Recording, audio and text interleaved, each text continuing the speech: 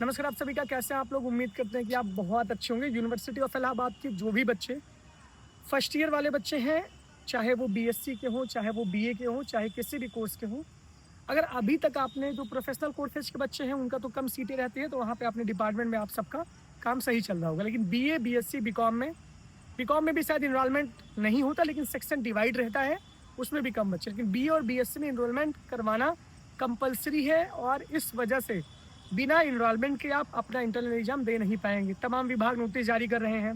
Economics वाले अभी notice जारी किए कि 10 तक लास्ट डेट है एनरोलमेंट की। फिलॉसफी की नोटिस जारी हो गई है, इंटरनल एग्जाम का असाइनमेंट भी जारी हो गया है। तो सबसे इंपॉर्टेंट बात यह है कि आप अपना पहले एनरोलमेंट करवाइए। भाई अब बहुत लेट अगर होगा, 17 के पहले पहले सारे विभाग अपना एनरोलमेंट क्लोज करके सीधे इंटरनल एग्जाम पे उनका पूरा फोकस रहेगा। कॉलेज में भी जो बच्चे पढ़ रहे हैं वो कॉलेज में जाके अपना एनरोलमेंट करवाएं। जो भी एनरोलमेंट जिस कॉलेज में हो रहा है वहाँ पे आप करवाएं, क्योंकि आप सीएमपी की बात करें, ईश्वर शरण की बात करें, तो वहाँ पे बहुत सारे बच्चे पढ़ते हैं। तो इस वजह से आपको ये काम करना है कि अपना एनरोलमेंट करवा करके कम से कम आप जिस सेक्शन में एनरोल्ड है वो सेक्शन आपको याद होना चाहिए, और उसके बाद आपके इंटरनल एग्जाम होंगे। ये इंपॉर्टेंट सवाल आपके लिए बहुत दिन से पूछ रहे थे आप लोग। फर्स्ट ईयर वाले बच्चे इंटरनल एग्जाम के लिए परेशान मत हो, उसका अलग अलग विभाग अलग अलग तरीके से सूचना जारी कर रहा है।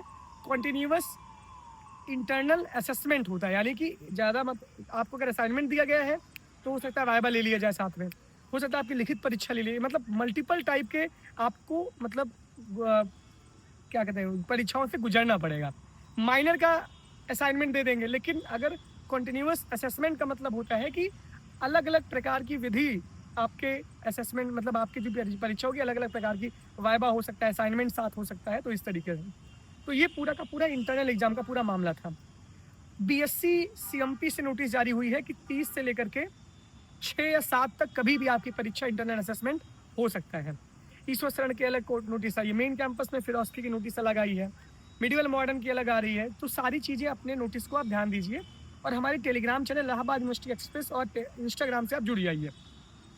इसके बाद हम बात करते हैं सेकेंड ईयर थर्ड ईयर के विद्यार्थी जो अभी तक अपनी फीस नहीं सबमिट किए हैं, जो अभी तक अपना एनरोलमेंट अपने विभागों में नहीं करवाए हैं, क्योंकि आप सबकी वार्षिक परीक्षा होगी 1 अप्रैल 2025 से। तो उसका एनरोलमेंट करवा लीजिए, फीस पोर्टल पे सबमिट कर दीजिए। कॉलेज के बच्चे कॉलेज में फीस सबमिट करेंगे पोर्टल पे, कैंपस के बच्चे कैंपस का पोर्टल पे फीस सबमिट करेंगे। तो ये इंपॉर्टेंट है। अगली बात पे आते हैं, स्कॉलरशिप का फॉर्म भरने में अभी बहुत सारे बच्चों को समस्या आ रही है। आपको ये बताना चाहते हैं कि स्कॉलरशिप का फॉर्म 15 दिसंबर उस समय तक भरा जाता है। अभी आपके पास भर के टाइम है, और अभी यूनिवर्सिटी ऑफ इलाहाबाद के कैंपस में ये फॉर्म जमा नहीं हो रहा है। स्कॉलरशिप काउंटर अभी खुला ही नहीं है मेरे ख्याल से। तो अभी बहुत जल्दबाजी स्कॉलरशिप को भरने में ना कीजिए, यानी कि एनएसपी हुआ, आपका यूपी स्कॉलरशिप हुआ, ये 2 स्कॉलरशिप आपको भरने हैं। तो उसकी जल्दबाजी आप अभी मत करिए, क्योंकि बहुत ज़्यादा ग्लिच भी चली है साइट पे, साइट स्लो भी चल रही है। एनरोलमेंट नंबर अभी अलॉट नहीं हुआ, तो जब अलॉट होगा तभी आप उसमें भरेंगे। बहुत सारी ऐसी टेक्निकल चीज़ें हैं जो अभी आपको मिली नहीं है, तो बिना उसके फॉर्म आगे फॉरवर्ड होगा नहीं।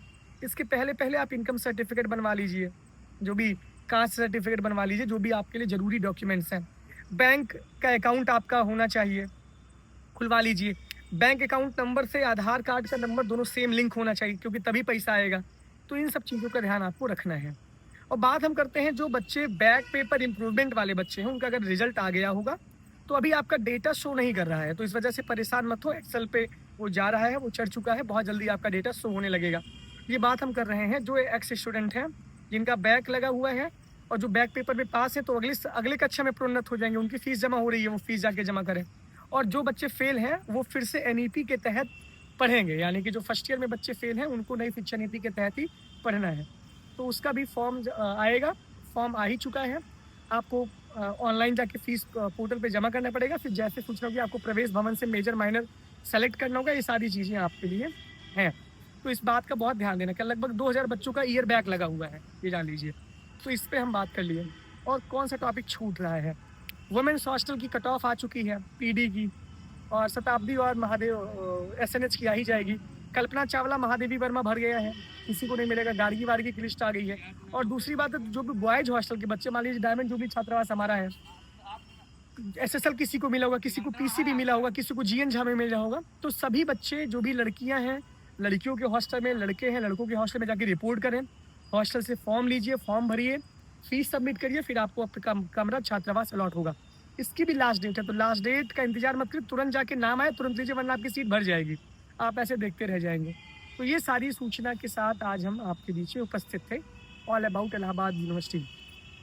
इवन क्रिश्चियन कॉलेज के बच्चों का इंटरनल एग्जाम का शेड्यूल आ चुका है, तो वो भी सारी चीज़ें आपके एक्सप्रेस पे लगातार पोस्ट हो रही है। आप अपने कॉलेज की वेबसाइट भी विजिट करते रहिएगा, साथ ही साथ हमारे साथ जुड़े रहेंगे तो बहुत अच्छा होगा। दीक्षारंभ हो रहा है नवंबर के प्रथम सप्ताह में, इसके साथ साथ हम लोग बहुत कुछ बड़ा लॉन्च करने वाले हैं, इंतजार करिए, धमाका ताबड़तोड़ होगा। Thank you.